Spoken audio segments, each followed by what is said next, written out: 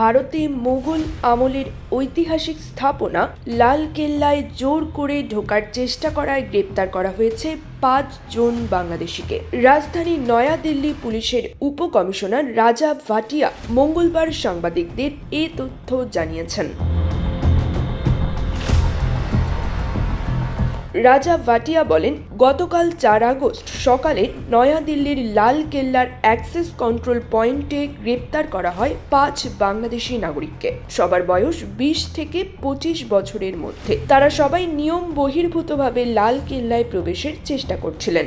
রাজা ভাটিয়া জানান, গ্রেপ্তার বাংলাদেশিদের কাছ থেকে লাল কেল্লায় প্রবেশের জন্য প্রয়োজনীয় বৈধ কোনো নথি পাওয়া যায়নি। ভারতে বসবাসের জন্য দরকারি বৈধ নথিও তারা দেখাতে পারেননি।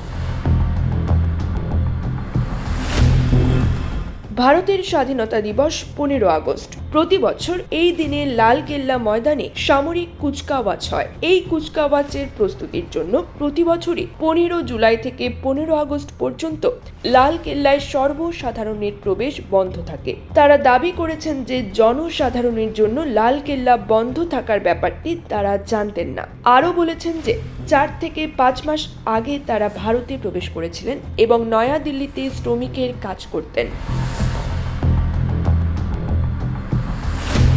এদিকে আসন্ন স্বাধীনতা দিবসের আগে কড়া নিরাপত্তার মধ্যেই এই ঘটনা ঘটায় বিভিন্ন গুঞ্জন ছড়াচ্ছে। অনেকে বলছেন এই বাংলাদেশিরা নাশকতা করার জন্য লাল কেল্লায় প্রবেশ করতে চেয়েছিলেন। তবে এসব গুঞ্জনের কোনো ভিত্তি নেই উল্লেখ করে রাজা ভাটিয়া বলেন, তাদের কাছ থেকে মেয়াদ উত্তীর্ণ বাংলাদেশি নথিপত্র ব্যতীত আর কোনো সন্দেহজনক জিনিস উদ্ধার হয়নি।